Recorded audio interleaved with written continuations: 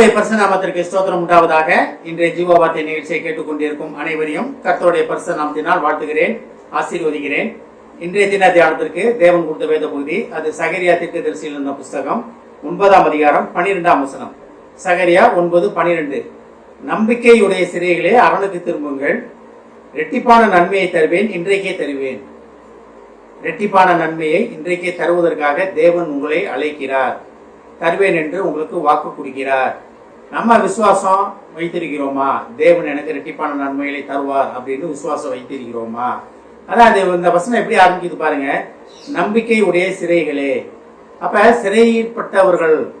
சிறைப்பட்டவர்கள்னா ஒருவேளை அந்த காலத்துல இஸ்ரேல் மக்கள் பாபிலோனுக்கு சிறைப்பட்டு போனாங்க, எகிப்துக்கு சிறைப்பட்டு போனாங்க.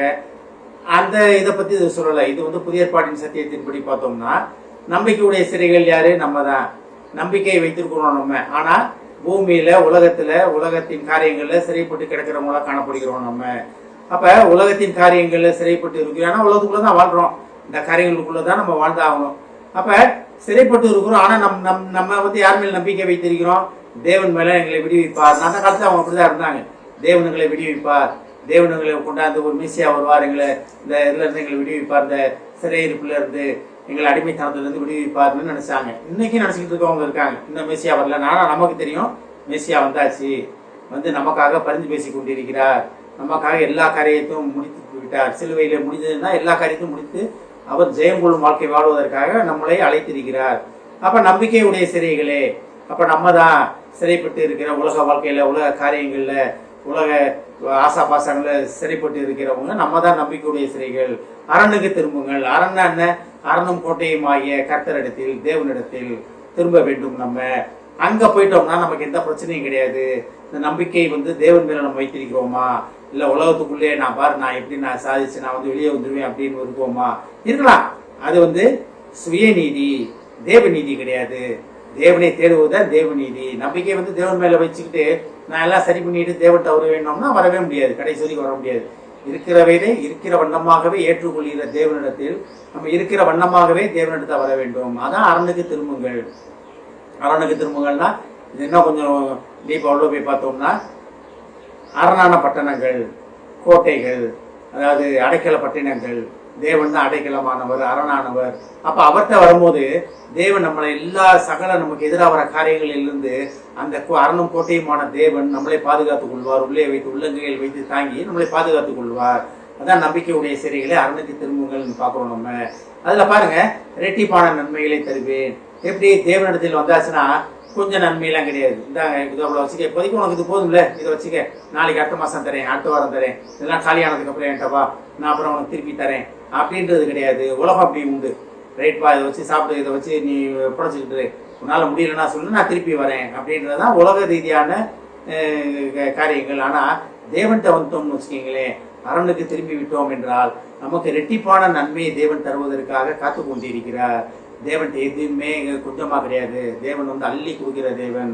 வானத்தின் பலகினைகளை திறந்து இடம் கொள்ளாமல் போகும் மட்டும் நிரப்ப மாட்டேனோ என்று ஒரு சேலஞ்சா கேட்கிற தேவன் எப்ப நம்ம அரணுக்கு திரும்பும் போது, தேவனிடத்தில் திரும்பும் போது, அது எப்படி சொல்றாரு பாருங்க. நம்பிக்கையுடைய சிறைகளே அரணுக்கு திரும்புங்கள், இரட்டிப்பான நன்மைகளை தருவேன். அது என்னைக்கு தருவாரா? இன்றைக்கே தருவேன். இன்றைய தினம், இந்த நொடி பொழுதுல தேவனே என்னை விடியும் ஆண்டவரே, நான் உங்கள்கிட்ட வரேன் அப்படின்னு மனப்பூர்வமாக நீங்க சொல்றீங்களா? இல்ல சும்மா போற போக்குல சொல்லிட்டு போறீங்களான்னு தேவனுக்கு அறிவார். தேவன் தெரிந்து கொள்வார், அறிந்து கொள்வார். ஏன்னா உள்ளத்தை எண்ணங்களே உண்டாக்கின தேவனுக்கு அவருக்கு தெரியும். நம்ம மனப்பூர்வமா தேடுகிறோமா இல்ல சும்மா தேடுகிறோமா அப்படின்னு. உண்மையிலே மனப்பூர்வமாக தேவனே நான் உம்மிடத்தில் வருகிறேன்னு சொல்லும் போது இந்த காரியங்கள் எல்லாமே இன்றைக்கு இந்த நொடி பொழுதிலே நீங்க இந்த மன வருத்தத்துல, மன விருப்பத்துல, தேவனே நான் உங்கள்கிட்ட வரே ஆண்டவரே, போதும் ஆண்டவரே, இந்த வாழ்க்கையை போதும் ஆண்டவரே. ஆனா என் இறந்த போறதை பத்தி சொல்லல. புதிய வாழ்க்கை, புதிய கிருபை, புதிய நன்மையால் முடிசூட்டப்படுவதற்காக இன்றைக்கே தருவேன் என்று தேவன் உங்களுக்கு வாக்கு கொடுக்கிறார். நம்ம தேவன்கிட்ட வருவதற்கு நம்ம ரெடியா இருக்கோமா?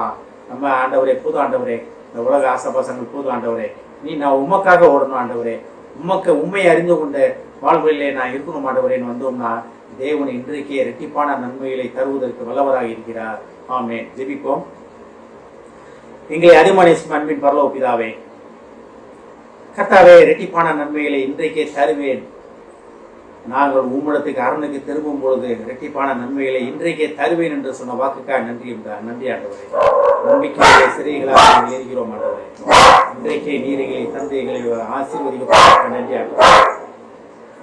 இதை கேட்டுக்கொண்டிருக்கும் ஒவ்வொரு குடும்பத்தையும் ஒரு கட்ட தெரிகிறோமாப்பா. ஏஸ்தாப்னே இரட்டிப்பான நன்மையிலே குடும்பத்தில் உள்ளவர் பெற்றுக்கொள்ள உதேசம் ஆண்டவரே. ஆசீர்வதிக்கிறோம். இயேசுவின் மூலமாக கேட்கிறேன் நல்ல பிதாவே. ஆமென். கர்த்தர் உங்களை ஆசீர்வதிப்பாராக.